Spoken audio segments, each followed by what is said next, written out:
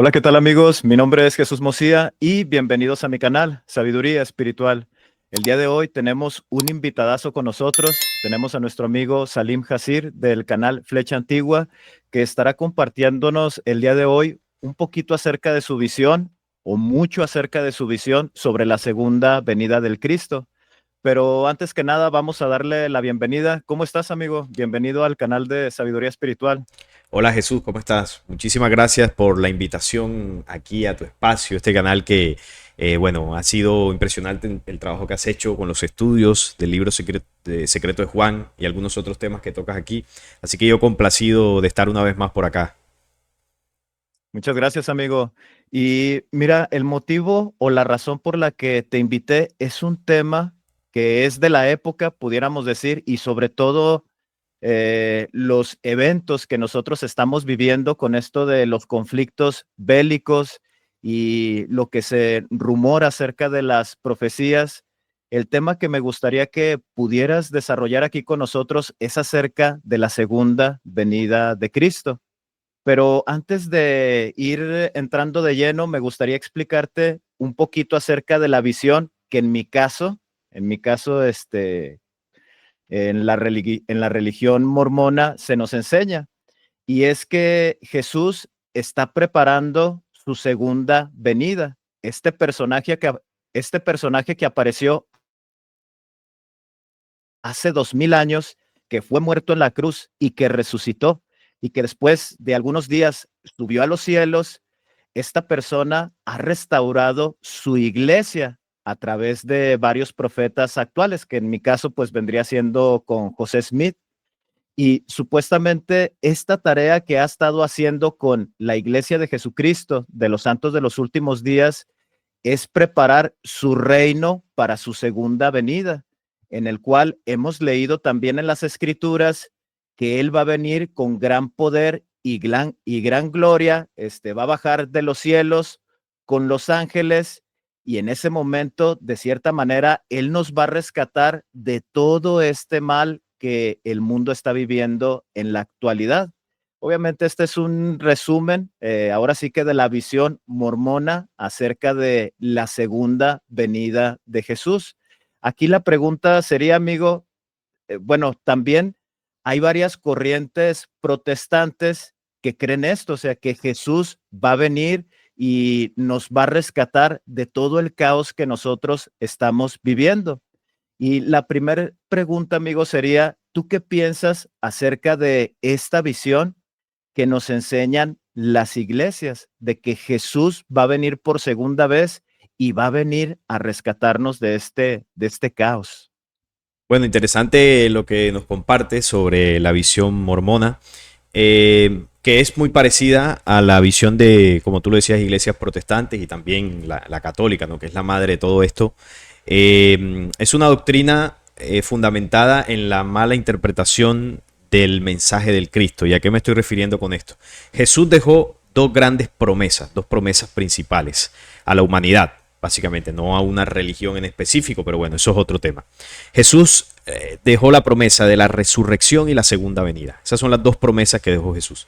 Entonces, la resurrección de los muertos, ¿no? Que esa creencia que todos los muertos en Cristo literalmente se van a levantar de los cementerios y van a ir al cielo con Jesús. Y que Él va a regresar precisamente a recoger a su iglesia, a recoger a su manada. Pero claro, esto está fundamentado en documentos, principalmente en la Biblia. Si hablamos de la católica, luego las protestantes tienen sus adaptaciones tanto de la Biblia como sus propios textos. En el caso de los mormones, es una revelación que le hace el ángel Moroni al señor Smith, y bueno, a partir de ahí se crea una doctrina con algunas cosas parecidas a lo de la Biblia, pero con variaciones. Los testigos de Jehová, más de lo mismo, tienen su propia Biblia, básicamente. Pero todo se nutre del texto principal, que es la Biblia, donde están los evangelios. ¿Qué pasa? Que cuando se desconoce el origen de la Biblia, el origen del texto, en el concilio de Nicea en el 325, bueno, al desconocer eso, no podrías entender hacia futuro la intención que tenía Roma cuando crea la Iglesia Católica. Ellos eligieron qué documentos, qué libros iban a integrar ese libro sagrado, y escogieron de varios evangelios, muchos evangelios que existen, escogieron solamente 4. Y de esos 4 evangelios que escogieron, posteriormente a esos textos que se agruparon y se condensaron como Biblia, el Antiguo y el Nuevo Testamento, se le hicieron traducciones a otros idiomas y se le hicieron cortes y manipulaciones. Todo esto se hizo con un único objetivo, y es crear la doctrina de una religión global que a partir de ese momento gobernaría el orden establecido a nivel político y religioso en el mundo, establecido por Roma, por el Imperio Romano. Entonces, esa doctrina tendría como base principal el mensaje de Jesús, con la promesa de que Él volvería a rescatar a la humanidad. Ahora, esa visión de que Jesús va a volver como un Salvador no es propia del mensaje que Él mismo entregó. Esa visión de que va a venir un Salvador está derivada de las creencias hebreas. Los hebreos son los que esperan un Mesías. Dicho por ellos mismos, esperan como ellos dicen, un príncipe de este mundo, un ser humano que va a venir a reinar y los va a liberar y les va a entregar el mundo, les va a entregar su tierra y va a librar las batallas contra los enemigos de Israel y la va a ganar, además de reconstruir el tercer templo. Entonces, los que están esperando ancestralmente la venida de un Salvador son los judíos. Ellos tienen el término Meshiach o Mesías, que es ungido, ya eso lo sabemos todos. Jesús nunca se proclamó o se llamó al mismo como el Mesías. Claro, algunos judíos lo percibían como eso, porque ellos estaban esperando un Salvador y pensaron muchos que Jesús venía a cumplir esa función.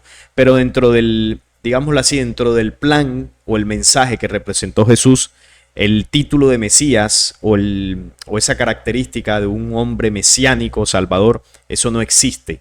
O sea, no hay una promesa de que vaya a venir un hombre a solucionar todas las cosas aquí en la humanidad y se va a llevar a los que se portaron bien. Eso proviene de la cultura hebrea. Entonces, ellos traen eso de la cultura hebrea porque al final en la Biblia se mezclan las dos culturas, ¿no? O bueno, la cultura hebrea y el mensaje de Jesús más bien. Y de ahí se trae. Entonces, esa creencia del Mesías se le termina acuñando a Jesús como personaje. Y dice, bueno, entonces el Mesías que los hebreos están esperando y que rechazaron era Jesús, pero ellos no lo reconocieron. Y ese Mesías prometió que iba a venir por segunda vez, porque Jesús sí habla de una segunda venida. Él habla de que al final de los tiempos sucederá la venida del Hijo del Hombre, que ahí en Mateo 24 ahorita lo estaremos tocando. Pero cuando tú lees los otros elementos del mensaje de Jesús, sobre todo a nivel profético, y también en libros apócrifos, te das cuenta que ese evento, ¿no?, conocido como segunda venida, no tiene nada que ver con la venida de un hombre salvador. No siendo así para la cultura o la tradición del judaísmo, que ellos sí esperan un salvador. También en el mundo islámico esperan a un hombre que va a venir, ellos le llaman al-Mahdi, y que va a venir a imponer la religión del Islam como la única. Entonces, ¿qué opino yo aquí ya pues para concluir esta parte? De que la interpretación religiosa o esa doctrina está basada en falsas interpretaciones de el mensaje de Jesús, tanto bueno, principalmente de los textos bíblicos, porque los apócrifos no los consideran. Entonces, eso obedece a una estrategia de mostrar dentro de esa doctrina de que va a haber una salvación por un hombre. Eso fue pensado, eso fue establecido intencionalmente desde el Concilio de Nicea. Y claro, las religiones que se desprenden del cristianismo heredaron esa postura y a lo largo de los años pues se ha venido reforzando. Sí, muy bien. Muchas gracias, amigo. Y fíjate, algo importante también que nosotros debemos entender, como tú no lo explicaste, que todo ha sido formado, pudiéramos decirlo, de cierta manera, manipulado. ¿Con qué propósito, con qué objetivo? El control mental. Ahora, un detallito que se me pasó ahí, amigo, es que cuando él viene, aparentemente, en esta enseñanza, va a dividir, ahora sí que a los malos y a los buenos. Entonces, esta enseñanza somete mentalmente a tener culpabilidad de ver que cómo estamos viviendo nuestra vida y cada vez que cometemos errores, pues estamos pensando que el día que él venga, pues tal vez no voy a estar ahí con los elegidos. Y es sí, es un control mental de sometimiento y de estar sujetos a lo que mande y ordene el líder. Ahora, amigo, hay varios acontecimientos que nos muestra en el Evangelio de Mateo, donde sus discípulos le preguntan, ¿podrías decirnos cuándo sería tu venida? Y aquí me gustaría que pudiéramos ir aclarando quién es este personaje que va a venir o qué símbolo representa, qué símbolo representaría esto, y también esos acontecimientos, porque eso sí va a suceder. Esas promesas que él hace en Mateo 24 son acontecimientos astronómicos y cosmológicos que sí van a suceder. Entonces, quería ver, amigos, si pudieras explicarnos un poquito acerca de esta simbología que nosotros vemos en el capítulo 24 de Mateo. Sí, voy a compartir el capítulo para que las personas lo vean. Ahí está en pantalla. Ahí lo estás viendo, ¿no? Sí, Ok, entonces vamos a ir, te propongo, vamos leyéndolo todo y si quieres, pues nos vamos deteniendo en algunos puntos. Y aquí vamos a entender cómo Jesús revela cómo va a ser el tema de la segunda venida en medio de todos los acontecimientos. Bueno, vamos aquí directamente a donde dice señales del fin, desde el versículo 3. Y estando él sentado en el monte de los olivos, los discípulos se le acercaron aparte diciendo, dinos, ¿cuándo serán estas cosas y qué señal habrá de tu venida y del fin del siglo? Es una pregunta muy interesante que le hacen ellos y hay que entender el contexto. Los apóstoles, si bien caminaron con Jesús, fueron preparados por Jesús, recibieron muchos conocimientos, los apóstoles hablando en el punto de intelectivo, de inteligencia, no necesariamente eran más inteligentes que, por ejemplo, que tú, Jesús, o que yo, unos seres humanos más de 2000 años después. Ellos eran muy humildes y en la gran mayoría no entendieron las parábolas de Jesús, el mensaje de Jesús. Ellos pensaban que el fin del mundo iba a ser en ese mismo siglo. O sea, ellos pensaron que iban a ver los distintos acontecimientos. Y por eso le preguntaron, ¿cuál es el fin del siglo? Cuando ellos pensaban que Jesús iba a volver pues en poco tiempo, ¿no? Y Jesús les respondió, mirad que nadie os engañe, porque vendrán muchos en mi nombre diciendo, yo soy el Cristo, y a muchos engañarán. Y oiréis de guerras y rumores de guerras, mirad que no os turbéis, porque es necesario que todo esto acontezca. Pero aún no es el fin, porque se levantará nación contra nación y reino contra reino. Habrá pestes y hambres y terremotos en diferentes lugares y todo esto será principio de dolores. Entonces aquí hay varios puntos importantes. Cuando quieras comentar algo, me interrumpe, Jesús, no hay ningún problema. Aquí hay varios puntos. ¿Vas a comentar algo? Tu disculpa que te interrumpí. Bueno, sí, por ejemplo, aquí en esta parte donde ellos le preguntan cuál señal habrá de tu venida y del fin del siglo. Yo aquí estoy entendiendo y de hecho muchos podemos pensar, pues que se está refiriendo al tema de Jesús. Sí, ¿cuándo vas a volver? Ellos realmente lo entendían así, o ellos sí entendían el simbolismo de una transformación. No, ellos pensaban que Jesús iba a volver literalmente hablando, de que él iba a regresar y que, como te decía ahorita, y que el fin iba a ser en pocos años hacia el futuro. Esa era la creencia que ellos tenían. Y ellos con esa convicción salían a predicar. Mira que ya va a ser el fin. Y ese fue uno de los motivos por los cuales cuando los apóstoles empiezan a ser perseguidos, empiezan a morir, el cristianismo comienza a desviarse. ¿Por qué? Porque llegó un momento donde incluso los apóstoles comenzaron a dudar sobre lo que Jesús les había prometido, porque claro, pasó el tiempo, él no regresaba, no venía el fin, y ellos morían. De hecho, si tú recuerdas en el libro secreto de Juan, en el primer capítulo, uno de los judíos increpa a Juan y le dice, oye, ese nazareno al que tú seguías, que te prometió esto, que te prometió el reino, ¿y dónde está? Confiaste en él y te engañaron. Y ahí donde él comienza a dudar y ahí donde comienza el contacto y se le da la revelación. Entonces ellos dudaban porque ellos decían, oye, no ha pasado nada, no se ha cumplido nada de lo que el maestro dijo y tampoco ha regresado.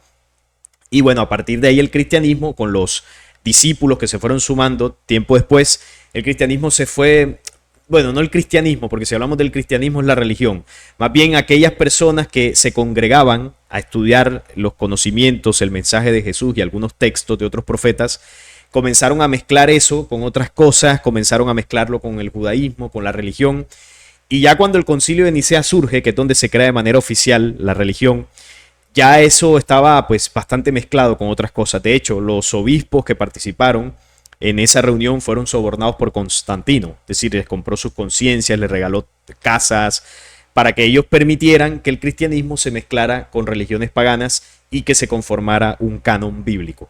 Entonces, es para que entendamos la expectativa que ellos tenían, y como no se cumplió en lo que ellos entendían, pues de alguna forma se decepcionaron o tomaron otro camino. Entonces, aquí hay algo importante. Jesús les dice, oiréis de que yo soy el Cristo, algunos se harán pasar por el Cristo y a muchos se engañarán. Entonces, incluso en la actualidad se interpreta de que no van a aparecer distintas personas diciendo, no, yo soy Jesús, y han aparecido en distintas sectas y todo eso. Pero no solamente se refiere a eso, sino que se refiere a las distintas religiones que iban a aparecer en nombre del Cristo. Catolicismo, mormones, adventistas, bueno, testigos de Jehová, todos ellos se nombran como el Cristo, como que ahí está el verdadero mensaje del Cristo. Eso es a lo que él, a grosso modo, se refiere. Y también el tema de las guerras. Claro, en aquella época nunca había habido guerras mundiales, porque una guerra mundial tiene el elemento de que varios países se enfrentan. En aquel entonces no había aviones, la tecnología de barcos no era tan avanzada. Es decir, era complicado que se conformara un conflicto mundial en aquella época. O en la actualidad pues es mucho más fácil. Entonces, mira que él dice, se levantará nación contra nación y reino contra reino. Está hablando de conflictos mundiales. En esa época no podía ocurrir. Habían conflictos entre quizás dos países vecinos o dos regiones, pero mundiales nunca hubo, hasta la primera y segunda. Y ese símbolo se cumplió con eso, pero termina de cumplirse hasta la tercera guerra. Ahí es donde se consolida. Terremotos en diferentes lugares. Siempre ha habido terremotos en diferentes lugares. Pero aquí lo que llama la atención es que Jesús, cuando muestra el símbolo, es que la humanidad que lea esto, comprenda los símbolos y logre interpretarlos, pueda ver el cumplimiento. En aquella época, por ejemplo, Pedro, que era el apóstol, ¿cómo iba a saber él que había terremotos en diferentes lugares? No podía saberlo porque no había televisión, no habían redes sociales. De cosas se daba cuenta el que ocurría en su ciudad. Entonces, ¿cómo la humanidad identifica ese símbolo? Es hacia el futuro, cuando tenemos la capacidad de entender que la Tierra se está moviendo en diferentes zonas del planeta. Y no moviéndose como se mueve la Tierra todos los días, con pequeños movimientos telúricos, moviéndose fuerte, movimientos sin precedentes. Entonces sigue diciendo por acá, entonces os entregarán a tribulación y os matarán y seréis aborrecidos de todas las gentes por causa de mi nombre. Eso en aquella época ocurrió con la persecución de los apóstoles, pero eso hacia el futuro debe ocurrir también. Hay varias profecías que mencionan que cuando el anticristo esté gobernando, él va a perseguir a aquellos que no se sometan al control que él va a establecer. Entonces, esa persecución tiene que ver también con eso. Quien no se someta al orden mundial, o te vas a vivir a las montañas, qué sé yo, o si no, pues eres perseguido como una inquisición, por así decirlo. Muchos tropezarán entonces y se entregarán unos a otros y unos a otros se aborrecerán. Y muchos falsos profetas se levantarán y engañarán a muchos. Eso también ha ocurrido desde la época de Jesús hasta la actualidad. Eso, personas que se levantan, yo tengo la interpretación de la profecía, en tal fecha va a ocurrir esto, y no pasa nada, falsos profetas. Y por haberse multiplicado la maldad, el amor de muchos se enfriará, mas el que persevere hasta el fin, éste será salvo. Y será predicado este evangelio del reino en todo el mundo para testimonio de las naciones, y entonces vendrá el fin. Entonces, cuando dice que será predicado este evangelio, claro, en la religión se interpreta que es la doctrina de cada religión, o la Biblia que se debe predicar, y tú ves a los testigos de Jehová saliendo a las calles, yendo de puerta en puerta. Pero cuando Jesús pronuncia estas palabras, no existían ninguna de estas religiones. No existía el cristianismo. No existía nada de esto. Entonces, evidentemente Jesús se está refiriendo a otro evangelio. ¿Y cuál es el evangelio al que él se está refiriendo? Bueno, cuando se estudia el mensaje de él, el testimonio de él, se entiende que lo que él enseñó fue el perdón, el amor, la mansedumbre, la pureza de espíritu, de corazón. Tiene diversas enseñanzas que van enfocadas a la transformación interna del ser humano. Claro, ¿cuál es el evangelio que se debe predicar? Una doctrina religiosa para tú someterte a un control mental, como tú decías, o lo que se debe predicar son unos principios y unos valores espirituales diferentes a los que hasta ahora se han enseñado. Eso es lo que uno tiene que reflexionar. ¿Cuál es el evangelio que realmente trae a la dimensión terrestre el reino de los cielos, como él dijo?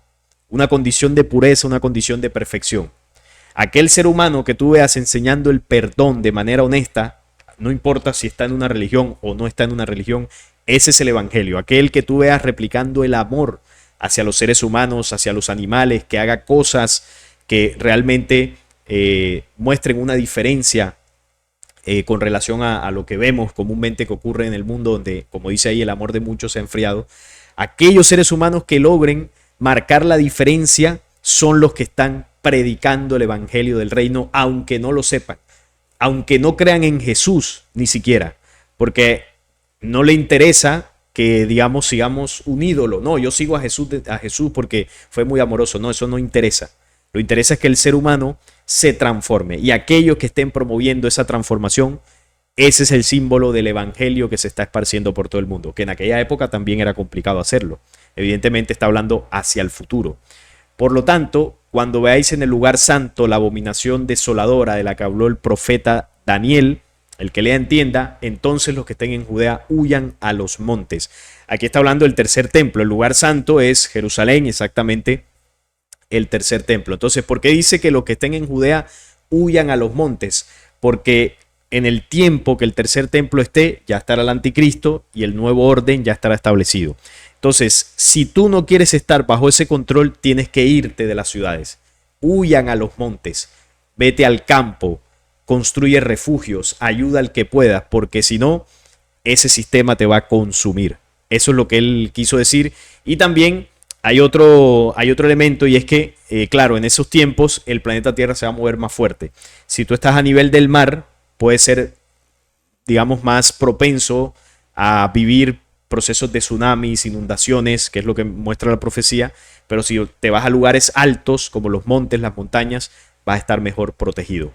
El que esté en la azotea no descienda para tomar algo de su casa, y el que esté en el campo no vuelva atrás para tomar su capa. Mas hay de los que están en cintas y de los que críen en aquellos días. Esto tiene varias interpretaciones. Una mujer en estado de embarazo en ese tiempo convulso no la va a pasar nada bien, porque claro, no solo tiene que velar por ella, sino por el bebé, por el niño. Y también esto tiene otra dimensión que es interna. Nosotros hablamos de una transformación interior del ser humano. ¿Cuándo esa transformación es más fácil hacerla? En estos momentos que todavía la cosa está, entre comillas, más calmada. No estamos en medio de una guerra mundial, no estamos en medio de fuertes movimientos telúricos que azoten a todo el planeta. No estamos en medio de un control total con la tecnología a través de ese orden global. Todavía no estamos en eso. Por lo tanto, nos podemos desconectar del sistema, podemos dejar el celular en la casa, podemos hacer un trabajo todavía. Pero si tú quieres hacer eso mismo en medio del orden global, va a ser muchísimo más difícil. Por eso dice, hay de los que estén en cintas, o sea, de los que estén pariendo al Hijo del Hombre, como le enseñó a Nicodemo. Hay que nacer de nuevo. Si tú estás en medio de ese proceso de transformación, va a ser un parto doloroso, va a ser mucho más complicado. Entonces, entre más te prepares o te anticipes a eso, pues cuando estés en medio de esos días convulsos, seguramente la vas a pasar mucho mejor. Si quieres anotar algo, Jesús, me dices y... Sí, sí, amigo, me estoy acordando de un comentario que me escribieron en videos anteriores. He hecho comentarios acerca de la segunda venida, que son eventos astronómicos en donde literalmente pues la Tierra se va a mover. Sí, claro. O sea, van a ser sucesos extraordinarios, así como los eventos que sucedieron en el diluvio. Me imagino que cuando empezó a llover y se empezó a inundar, pues todos empezaron a correr como locos, todos asustados. Entonces el comentario me decía, ¿cómo puedes hablarlo? O sea, estos eventos, ¿cómo los puedes hablar de esa manera sin tener tanto tacto? De que, dice, ¿cómo yo le puedo explicar a mi hijo de 6 años estos acontecimientos que van a suceder? Dice, ¿cómo lo pueden ver así tan normal? O sea, como si fuera, pues ya va a pasar y pues muy probablemente vamos a morir todos. ¿Cómo lo puedes digerir tan así, tan, Pues sí, tan blando como si fuera algo casual. Y he estado reflexionando esa pregunta y sé que tiene que ver mucho precisamente con lo que estás hablando, ¿no? Con ese proceso en el cual nosotros estamos trabajando para esa transformación.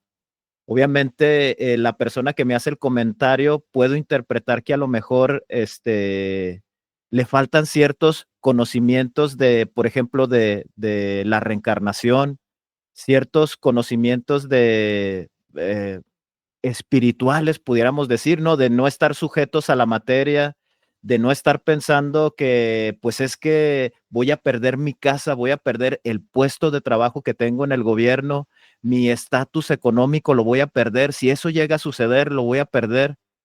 Tal vez eso es lo que a lo mejor nos falta a muchos de nosotros también comprender, de no estar sujetos ni apegados a la materia, no tener este tipo de apegos. Tal vez eso es lo que nos falta y precisamente es una de las preguntas que te voy a hacer, pero me gustaría tomarlo ya casi al final.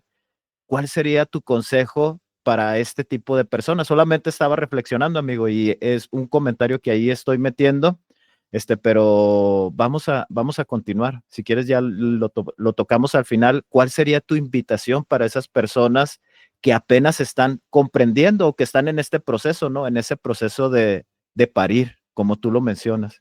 Ok, me parece interesante, sí. Sí, porque hay que tocarlo, porque evidentemente catástrofes van a suceder.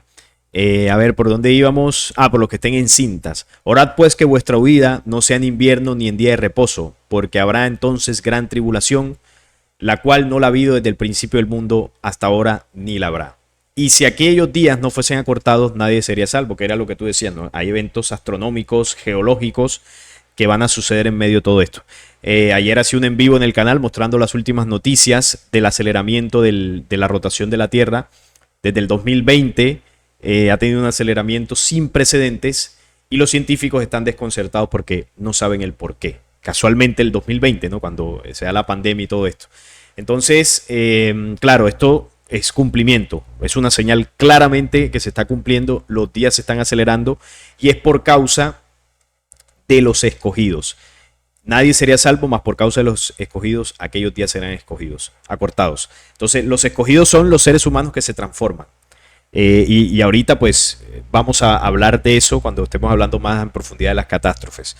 Más por causa, bueno, eso lo leí. Entonces, si alguno dijere, mirad, aquí está el Cristo, o mirad, allí está, no le creáis. Entonces, esto es clave para entender el tema de la segunda venida y por qué en ese video que tú me comentabas que viste en mi canal, donde yo hablé de la segunda venida, yo decía, Jesús no va a volver. Jesús como hombre no va a regresar. Jesús vino hace 2000 años, Jesús existió, caminó, dejó un mensaje y se fue. No se fue así enseguida como plantean las religiones. Él duró algunos años, pero no tanto de manera pública, sino contactándose en momentos puntuales con los apóstoles y entregándoles información.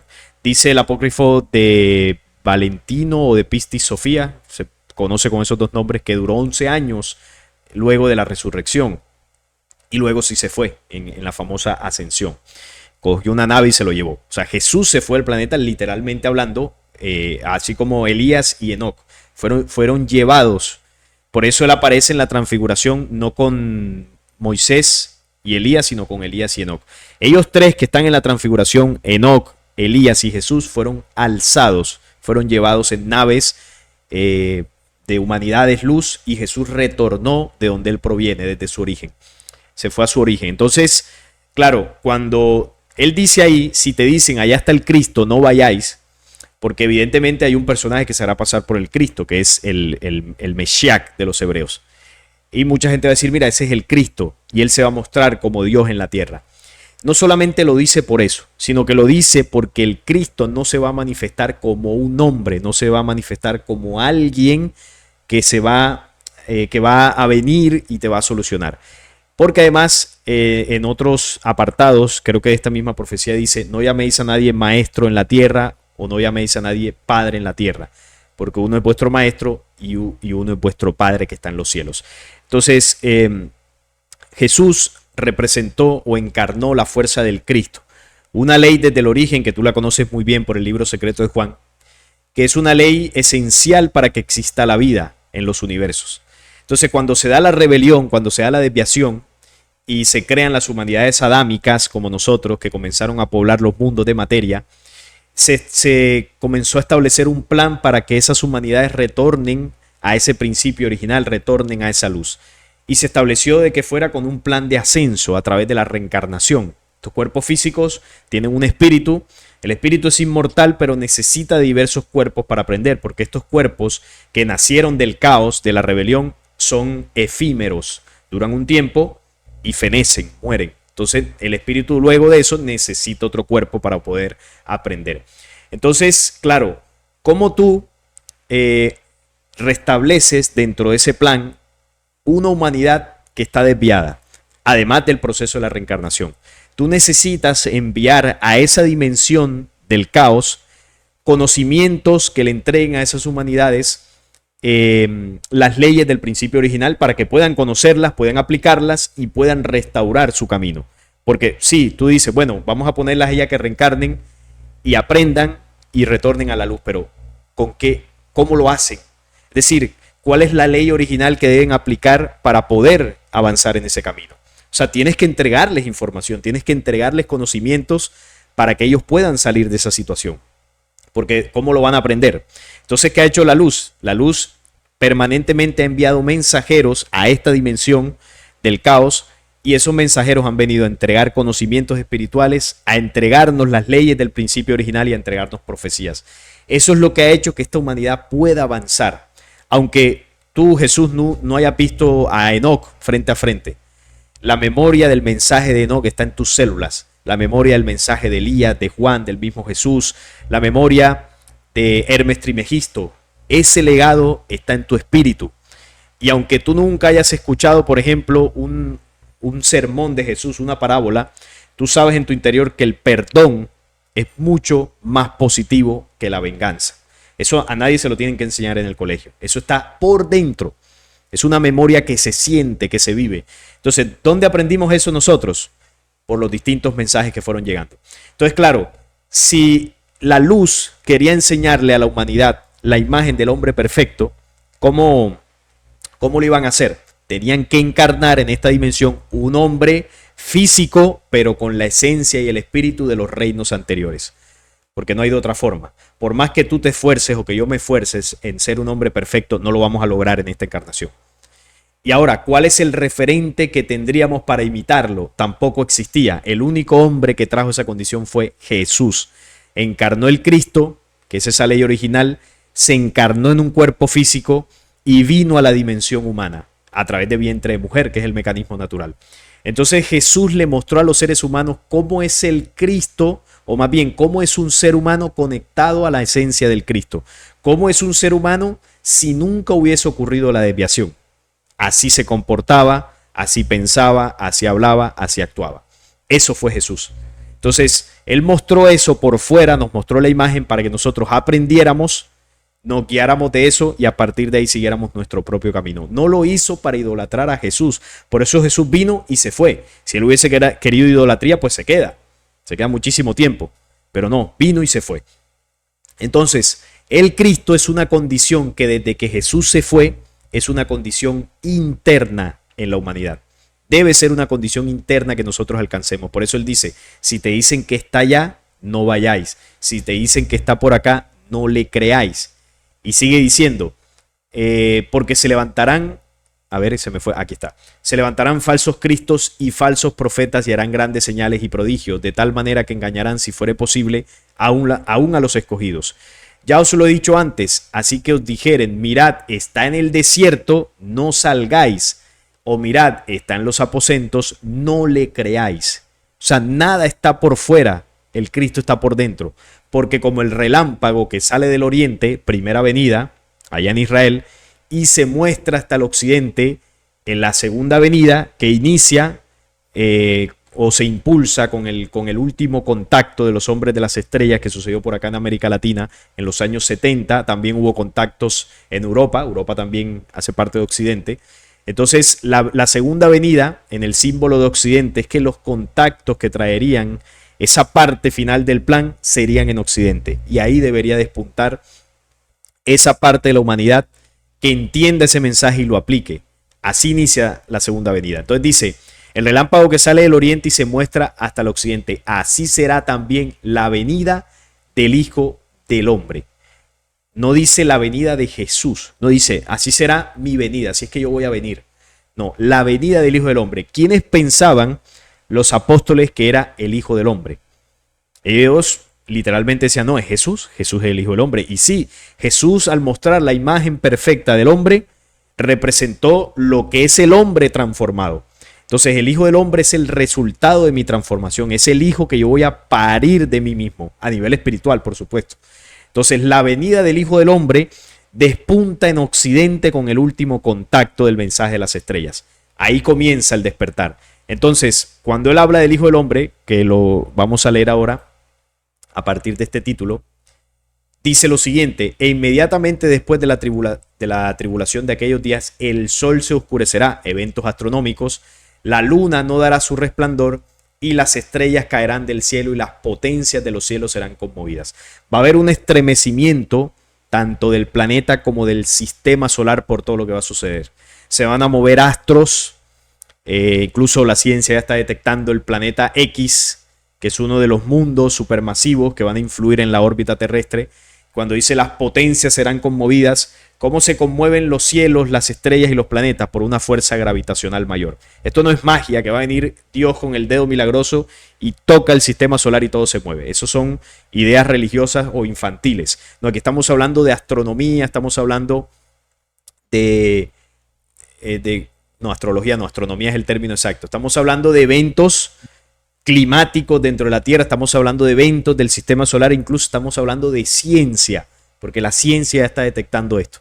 Entonces dice que en ese momento aparecerá la señal del Hijo del Hombre en el cielo, y entonces lamentarán todas las tribus de la tierra y verán al Hijo del Hombre viniendo sobre las nubes del cielo con poder y gloria, y enviará a sus ángeles con gran voz de trompeta y juntarán a sus escogidos de los cuatro vientos desde un extremo del cielo hasta el otro. Este es el pedazo que fomenta el tema de que Jesús va a venir flotando en las nubes y va a descender a la tierra. Y claro, esto tiene dos interpretaciones. Una es obviamente la que estamos hablando, la dimensión interna del hombre. Cuando dice que el Hijo del Hombre aparecerá en el cielo, el reino de los cielos, y creo que alguna vez lo he hablado contigo, es una condición anatómica del ser humano a nivel físico. El corazón, las costillas, el espíritu, el diástole y sístole del corazón, lo que describe Apocalipsis 4 y lo que describe Enoc en su apócrifo. Es una dimensión anatómica y una dimensión espiritual.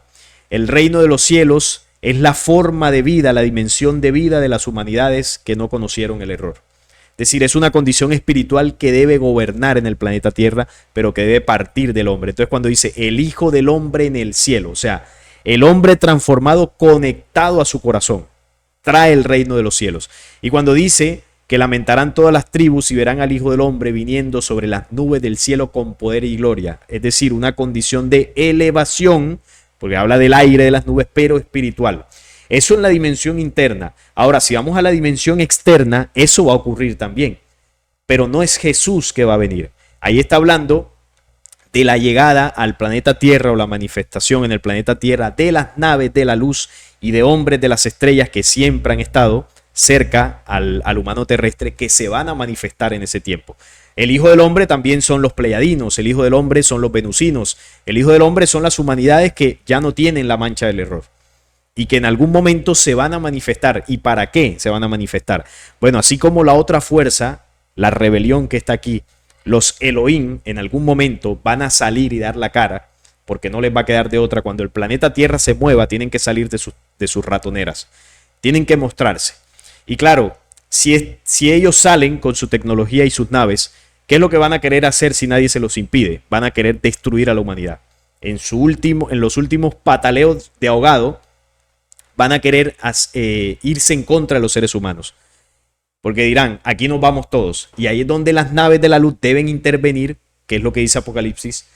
Sucedió una batalla en el cielo, Miguel y sus ángeles lucharon contra el dragón y sus ángeles. Eso debe ocurrir otra vez, la batalla en el cielo. Las naves de Miguel destruyendo a las naves de la rebelión. Eso debe ocurrir al final del tiempo.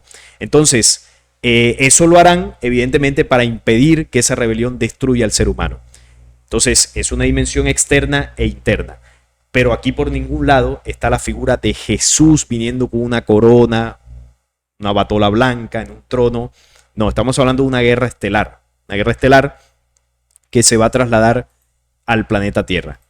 No sé si quieres acotar algo en esta parte. No, amigo, nada más, por ejemplo, aquí hay una parte donde dice, entonces lamentarán todas las tribus de la tierra.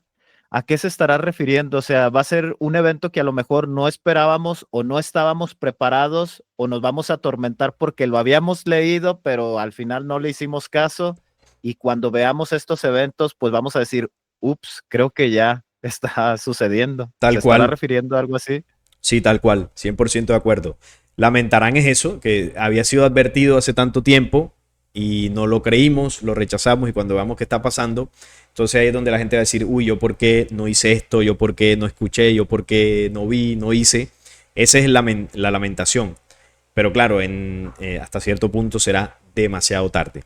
Entonces dice por acá otra señal, bueno, después habla de que envía a los ángeles es las naves, pero también enviar a los ángeles son los seres humanos que van a estar en los 4 puntos de la tierra, 4 puntos cardinales, que van a tener esa condición de ángeles o de hijo del hombre.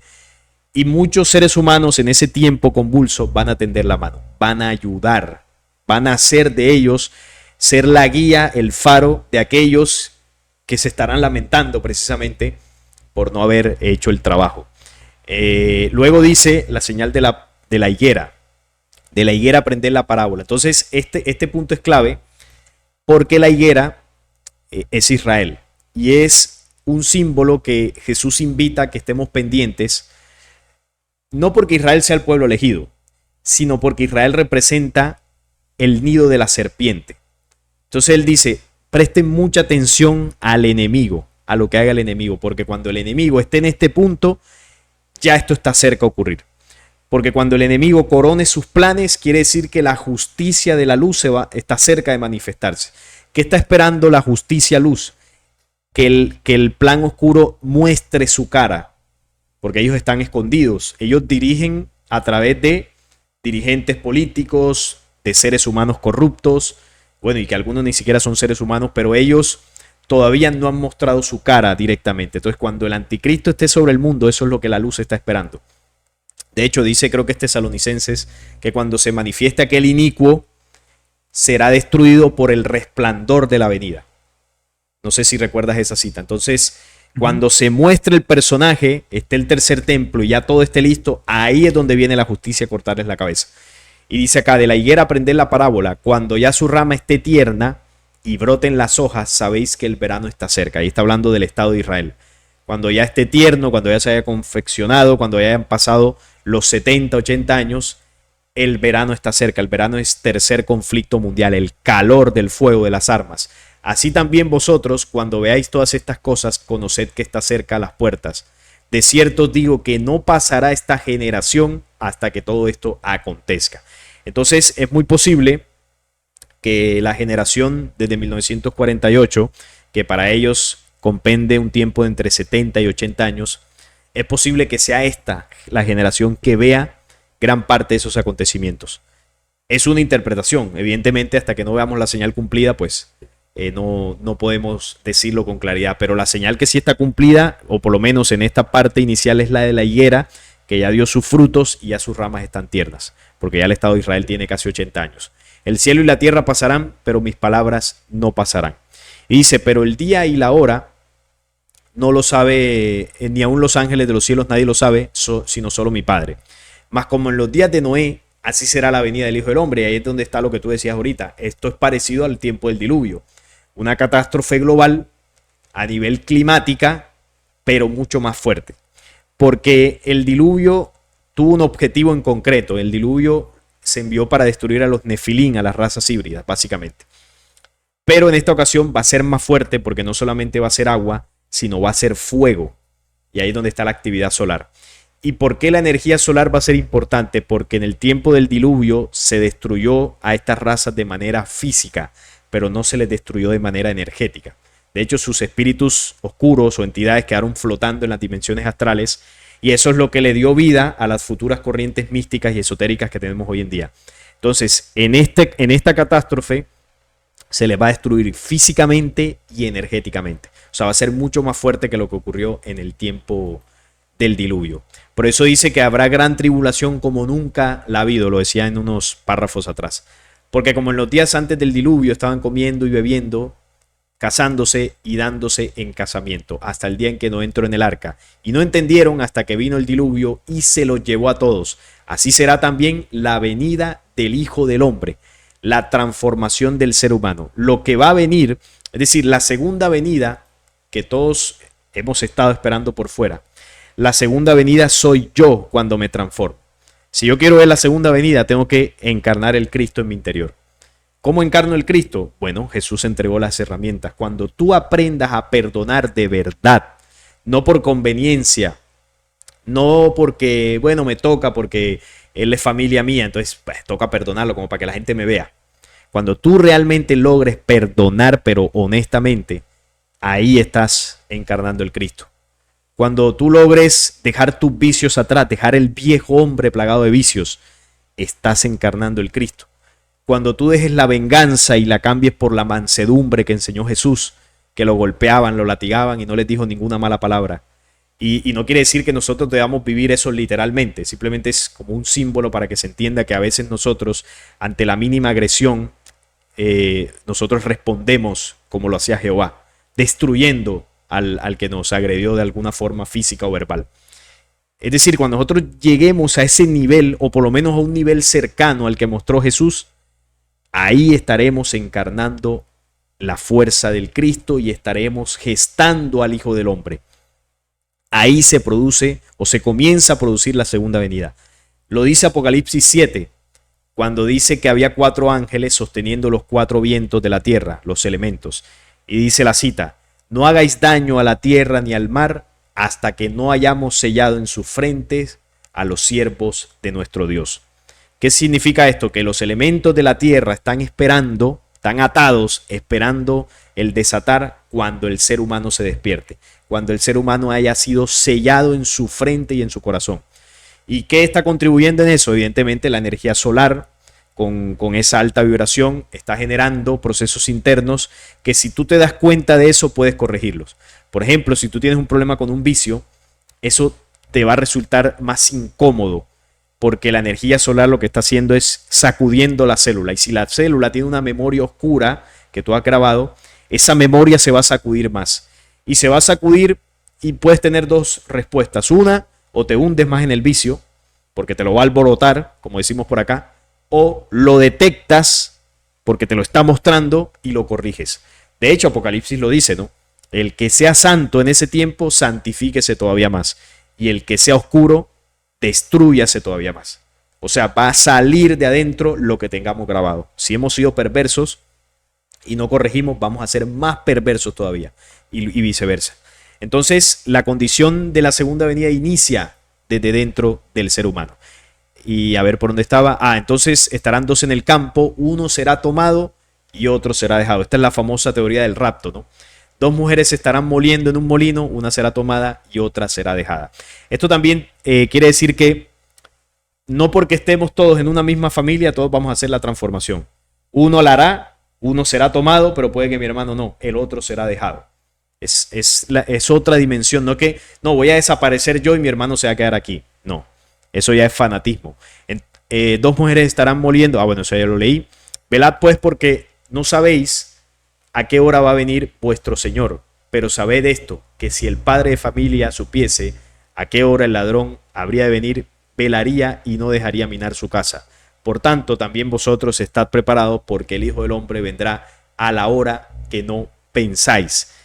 ¿Quién es, pues, el siervo fiel y prudente, el cual puso su Señor sobre su casa para que les dé alimento a tiempo? Bienaventurado aquel siervo, el cual cuando su Señor venga le haya haciendo así. De cierto digo que sobre todos sus bienes le pondrá. Pero si aquel siervo malo dijera en su corazón: mi Señor tarda en venir, y comienza a golpear a sus consiervos y aún comer y beber con los borrachos, vendrá el Señor, aquel siervo en el día que éste no espera y a la hora que no sabe, y le castigará duramente y pondrá su parte con los hipócritas. Allí será el lloro y el crujir de dientes. Entonces hay personas que pensarán que los anuncios proféticos o todos los anuncios proféticos son mentiras, que todo esto no va a ocurrir, que no vendrá un nuevo tiempo, que no habrá un proceso de transformación y dirán, no, comamos y bebamos, que mañana moriremos. Esto no va a pasar. Yo disfruto la vida porque la vida es una.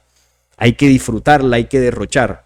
Bueno, ese es el siervo malo, que no protegió sus talentos, no cuidó su cuerpo, su mente y su espíritu.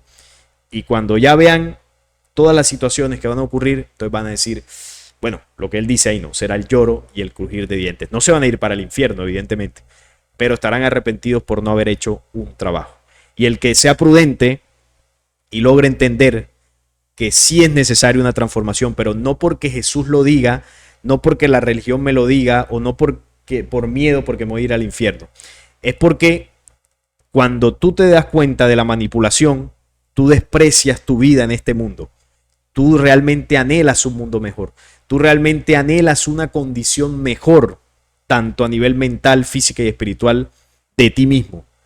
Tú, por lo general, no quieres seguir en ese mal camino. Tú quieres corregir, esa es la naturaleza humana. Pero evidentemente hay varios factores que lo dificultan. Pero el hombre que persista hasta el final, como lo decía por ahí también, ese logrará vencer. El que no se rinda, el que logre contrarrestar los vicios, el que logre trabajar, va a avanzar mucho más. Y ese hará parte del proceso de transformación, que es lo que a nivel profético se conoce como segunda venida o la venida del Hijo del Hombre. Ya Jesús vino, hizo su trabajo. Ahora le toca a la humanidad. Ahora ya no será un solo Cristo que vino hace 2000 años. Ahora deben ser muchos Cristos que traigan esa fuerza que trajo Jesús. Sí, muy bien, amigo. Ya para ir cerrando, solamente me quedan dos preguntas, amigo. A ver, que pudieras ahí aclararnos. Una de ellas tiene que ver con estos eventos astronómicos y tal vez muchos de nosotros estamos trabajando en eso. Tal vez muchos de nosotros sí estamos cambiando, pudiéramos decirlo, en el sentido de que somos más compasivos con las personas y sobre todo con nuestra misma familia, porque a veces somos, ¿cómo dicen? Candil de la calle y oscuridad de nuestra casa, pero tal vez sí estamos en ese proceso trabajando en donde somos más amorosos, más compasivos con nuestra familia directa, ya sea con nuestra esposa, con nuestros hijos, con nuestros padres. Tratamos de cierta manera, manifestar eso que nosotros vemos en el Cristo cuando leemos el Nuevo Testamento o cuando leemos otros documentos. Estamos trabajando en eso y, por ejemplo, leemos esto y a veces llegamos a pensar y decimos, bueno, yo estoy trabajando en eso. El día que sucedan los eventos, pues tal vez en ese movimiento en la tierra yo no voy a morir. Una de estas preguntas sería, amigo, ya para ir cerrando, como te mencionaba, es, ¿tú crees que a lo mejor en estos eventos astronómicos, en ese sacudimiento que va a tener la Tierra porque se va a mover absolutamente toda e incluso dice que las estrellas van a caer del cielo? ¿Crees que muchos de nosotros que, aunque estemos en ese trabajo, vamos a morir? ¿Y crees que sea necesario la muerte en ese evento? Bueno, lo más probable es que sí. Porque es que, mira, el planeta se va a mover tan fuerte que se va a necesitar la intervención de los hombres de las estrellas, como lo veíamos ahí. Ellos en el tiempo de Noé ejecutaron un plan remanente. Es decir, ellos sacaron a gran parte de la población en naves, como lo dice el libro secreto de Juan, que se escondieron en una nube brillante, ¿no? Muchas personas. Eso debería suceder otra vez, porque ¿quién va a quedar en pie cuando el planeta, como dice la profecía de los 9 tiempos, se gire en vueltas contrarias? Cuando la gran ola barra todos los continentes, cuando todo se mueva. No va a haber búnker, no va a haber refugio en el que puedas estar. Entonces, la probabilidad de que nosotros muramos en esa situación es muy alta. Nadie sabe quién va a poder sobrevivir a nivel físico en ese momento para volver a retomar la repoblación de la Tierra. Pero el morir evidentemente no implica el final. Si nosotros morimos y hemos hecho un trabajo, obviamente vamos a reencarnar y vamos a reencarnar en una tierra renovada, vamos a reencarnar en una dimensión de una nueva humanidad. Los seres humanos que sobrevivan, físicamente hablando, son los encargados de comenzar la repoblación del planeta. Entonces, nosotros reencarnaremos, si hemos hecho el trabajo, en los Amigo, futuros. por ahí se atoró un poquito ahí contigo y creo que es importante eso que acabas de mencionar. No sé si puedes repetirlo ¿Qué, otra qué, vez. qué parte exactamente? En esa parte donde nosotros vamos a morir y es necesario reencarnar en una etapa, en una condición en la que el planeta pues realmente tenga una transformación de amor, paz y armonía. Por ahí más o menos, por ahí te atoraste un Sí, poquito. sí, como te decía, nosotros al morir, si hemos hecho el trabajo, reencarnaremos en ese nuevo mundo, un planeta renovado, una humanidad restaurada, y los sobrevivientes que logren permanecer a nivel físico, porque habrá sobrevivientes, literalmente hablando, físicos que van a ser preservados, ellos son los encargados de repoblar la Tierra, es decir, reproducirse. Entonces, ¿dónde van a reencarnar los espíritus que murieron pero que habían hecho un trabajo? Van a reencarnar en los hijos de esa humanidad renovada, es decir, los cuerpos en los que vamos a reencarnar, la familia en la que vamos a reencarnar y el planeta en el que vamos a reencarnar va a ser diferente, va a tener otra dimensión, otra condición. Ese va a ser el, digámoslo así, el premio, por así decirlo, al haber caído o fallecido en esos acontecimientos. Entonces, ¿por qué a nosotros el comentario que te hacían, no? Oye, ¿cómo dices esto con tanta ligereza? Lo que pasa es que nosotros le tenemos miedo a la muerte, ese es el problema. Nosotros tenemos el miedo a perder el trabajo, la familia. Mira que el otro año me gradúo en la universidad. Nosotros tenemos miedo de perder esa vida. Y mira que Jesús lo enseñaba, ¿no? Aquel que ame su vida, la perderá. Pero aquel que la deje por causa de mi nombre, la retomará para no perderla jamás. Parece como un trabalenguas, pero lo que quiere decir es que el que ame su vida en este mundo, el que ame su profesión, el que ame su trabajo, el que esté apegado a su familia, a la ciudad donde vive, qué sé yo, el que esté apegado a lo que es hoy en día en este mundo, eso lo va a perder, eso lo vamos a perder. Ya sea en esos acontecimientos o mañana sales a la calle, te cae, no sé, un ladrillo en la cabeza y te moriste. Es así. O te dio una enfermedad y te moriste. Lo vamos a perder. Es una realidad que tenemos que afrontar. Entonces dice el Cristo, pero aquel que se despegue de eso por causa de mi nombre, no por ir a integrar el cristianismo, no por poner un cuadro de Jesús en la casa y rezarle. El que se desapegue de esa vida para forjar el Cristo interior, una condición espiritual, no volverá a perder su vida. No quiere decir que no morirá, porque seguiremos reencarnando. Lo que quiere decir es que será un ser humano que logrará un nivel de conciencia que entenderá el verdadero valor de la vida. Y ese tesoro nunca más lo va a perder, porque en cada reencarnación irá reencarnando cada vez más lúcido con esa memoria, hasta que pueda recordar, hasta que pueda tener claridad de quién es en esta existencia, y nunca más perderá esa condición. Entonces entenderá el verdadero valor de la existencia, que no es una vida efímera en un trabajo, en un mundo ganando dinero, sino que entenderá que su verdadera vida es en la dimensión del espíritu. Pero para poder entender eso tiene que hacer un trabajo, obviamente, con su cuerpo, con su mente. Entonces eso es no perder la vida. Cuando Jesús decía, el que crea en mí vivirá eternamente, es que el que forje el Cristo, el que crea en el Cristo, el que lo crea dentro de sí, vivirá eternamente, porque nunca más probará la muerte del mundo, en la muerte del mundo es el olvido, básicamente. Entonces entenderemos el valor de la muerte, entenderemos el valor de la vida, y será una condición diferente. Por eso, quienes de alguna forma conocemos de esto, no quiere decir que no le tengamos miedo a morir. Si tú me preguntas a mí, hombre, pues yo, si me dices, oye, te vas a morir mañana, yo me pongo triste, evidentemente, porque no me gustaría. Pero sí que comenzamos a tener una dimensión diferente. Y cuando tú empiezas a tener una dimensión diferente, entiendes los acontecimientos que van a ocurrir, astronómicos, planetarios, ya tú no te colocas, o por lo menos a mí me pasa, que ya no me coloca en la postura de que, uy, no, qué mal que pase esto, o me da miedo que pase esto. Al contrario, yo quiero que pase mañana. Yo quiero que esto cambie, yo quiero vivir en un mundo mejor. Yo estoy aburrido de tener que vivir en este sistema, pagar cuentas, matarme trabajando, las enfermedades, los conflictos bélicos, la esclavitud a la que nos someten. Yo estoy aburrido de todo eso. ¿Cómo no voy a querer que eso cambie? Y si para que eso cambie tengo que morir y volver a reencarnar, encantado de la vida. ¿Qué más podemos hacer? Entonces, eso va cambiando, esa perspectiva va cambiando en la medida que tú logres comprender el plan, logres entender lo que va a ocurrir y sobre todo que desprecies la vida que tienes en el mundo. No que desprecies a tu familia, que desprecies a tus amigos, que desprecies quién eres, me refiero a la vida que el sistema ha construido para que tú te desenvuelvas, que es un mundo de esclavitud. Cuando tú desprecias eso, entonces ya cobra sentido lo demás. Pero si tú estás apegado a esa vida, no, yo no quiero perder la cuenta de ahorros que tengo en el banco. La vas a perder, hermano. La vas a perder, tarde o temprano la vas a perder. Entonces, mientras más comprendas eso, seguramente va a cambiar la dimensión de tu pensamiento. Muy bien, amigo. Creo que le diste al clavo con esa respuesta, pero hay una pregunta más difícil y con esa cerramos, amigo. Las personas que tenemos hijos pequeños, tal vez también es tu caso, o sea, estamos viviendo estos acontecimientos o vamos a vivirlos. ¿Cómo puedo yo enseñarle a mi hijo a que tiene que tener paz en esos tiempos de tribulación? Como te digo, yo creo que esa va a ser la pregunta más difícil para cerrar ahorita en el programa. ¿Qué podemos hacer con nuestros hijos que están viendo este tipo de eventos o que vamos a vivir?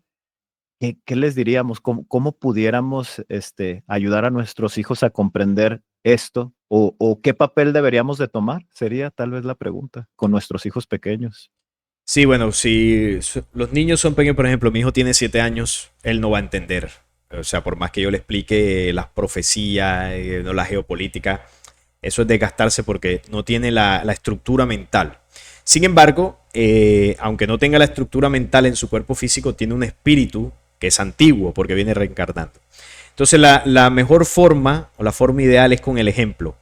Jesús lo enseñó también cuando él decía a los judíos: ustedes hacen lo que escucharon de su padre, yo hago lo que veo del padre. Y eso lo trasladamos. ¿Qué es lo que va a hacer tu hijo? ¿Qué es lo que va a aprender principalmente? ¿Qué es lo que le va a quedar sellado para siempre? Las experiencias que tuvo con sus padres, los valores que le enseñaron y sobre todo lo que veía. Seguramente tú tienes un hijo. ¿Cuántos hijos tienes? Tengo 12, amigo. Tienes dos. 12. Están pequeños todavía. Bueno, Bueno, ya están grandes, ya uno casi tiene 18, el otro 16, pero trato de generalizarme en todas las personas que a lo no, mejor igual, tienen. igual ellos han sido tu ejemplo y lo seguirán, porque todavía están en proceso de crecimiento. Ahora, cuando ya es un caso de un hijo que ya, pues, ya tiene 40 años y tú nunca le enseñaste nada, complicado. Sí, ahí sí. Pero me refiero a la pregunta que me haces de los niños pequeños. Entonces, el niño pequeño aprende con el ejemplo. Nosotros para nuestros hijos somos unos héroes cuando ellos están pequeños. Entonces, si tú en esa etapa la aprovechas y le enseñas los valores adecuados, le enseñas un estilo de vida que sea saludable para él, le enseñas valores, le enseñas que tenga hábitos sanos, él lo va a replicar y eso le va a quedar sellado. Yo, por ejemplo, yo aprendí muchas cosas de mi padre, muchas cosas de las que yo hago hoy en día. Yo las hago porque la vi lo veía de mi padre y quizás en aquella época yo decía, oye, no me gusta eso que hace mi papá o yo cuando crezca no voy a hacer eso porque me parece aburrido, pero cuando creces lo que terminas haciendo es eso al final, porque lo aprendiste, lo viviste con tu madre. Algo que yo aprendí no solamente de mi madre, sino porque yo me crié con mi madre, con mis tías, porque mis padres un tiempo estuvieron no separados porque se hayan divorciado ni nada, sino que no tenían la condición para vivir juntos.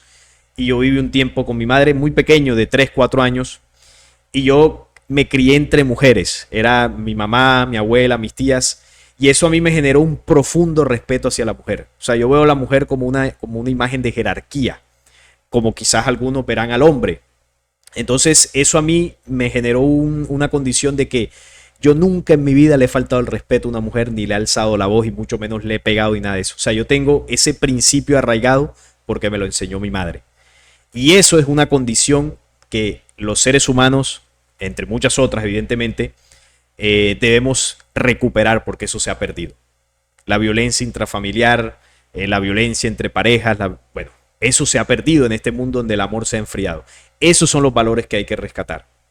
Mi papá me enseñó otros valores y eso es lo que yo le quiero transmitir a mi hijo. Yo no puedo permitir que mi hijo en ningún momento me vea agrediendo a su madre, porque eso lo va a ver él. Y yo, primero, es un principio que yo aprendí y lo tengo muy, muy asentado. Y yo le quiero enseñar eso a él, que él tiene que respetar a la mujer. Él tiene que enaltecer a la mujer, respetarse él y también respetar a las mujeres. Y eso es algo que los hombres hemos perdido. Desafortunadamente yo lo veo muchísimo. Bueno, y eso lo enseñó Jesús también cuando ponía por encima a María Magdalena de los hombres en una cultura que era el patriarcado. ¿Y qué le decían? No, este tipo tiene un cuento con María Magdalena. Son marido y mujer. Y le reclamaban, oye, ¿tú por qué a esta le das este puesto si nosotros somos más importantes? Y él permanentemente colocaba el rol de la mujer en la posición que se merece, evidentemente. Entonces, con el ejemplo, básicamente. Yo no podría, no, siéntate a enseñarle a tu hijo la Biblia, interpreta las profecías, eso no va a servir para nada. Si tú le enseñas con el ejemplo, él va a aprender. Y si no aprende con el ejemplo, también tienes que respetar el proceso porque es un espíritu individual. Trae sus propias memorias, trae su propia condición y tú no puedes hasta cierto punto vivir la vida que él ha escogido vivir. Sobre todo de los hijos grandes ya. Los niños pequeños todavía los puedes guiar. Pero a un niño, un joven o un hijo adulto, pues ya es más complicado. Sin embargo, siempre educar con el ejemplo. Es lo que yo podría recomendar. Sí, muchas gracias, amigo. Y creo que le diste al clavo porque en estos tiempos turbulentos para nuestros niños pequeños, como dices tú, tal vez no es sentarme y explicarle, pues obviamente no lo va a entender, es un niño, pero ¿qué es lo que sí puede ver de nosotros? Nuestra actitud ante todos estos acontecimientos que nosotros estamos viviendo.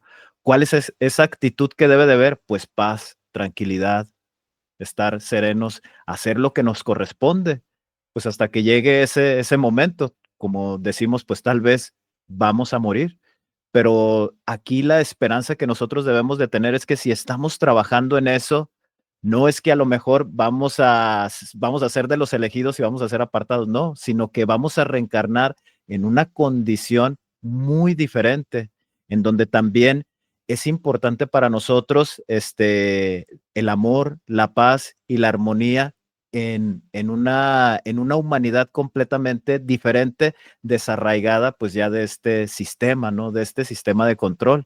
Y pues con esto cerraríamos. Muchas gracias, amigo. Gracias por haberme aceptado esta invitación aquí al canal y por haber explicado lo que es realmente la segunda venida. Estoy muy agradecido contigo, amigo, estoy muy agradecido contigo, amigo, por haberte dado esa oportunidad de venir nuevamente a mi canal, como te lo he estado mencionando.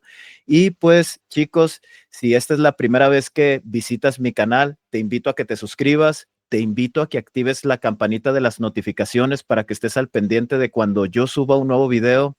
Te invito a que me dejes tus comentarios, que me digas qué piensas acerca de lo que nosotros vimos en este tema y también que puedas compartirlo con otras personas que sean afines a este tipo de conocimientos o que estén en ese proceso de investigación, compárteselos. Y pues esto sería todo de nuestra parte.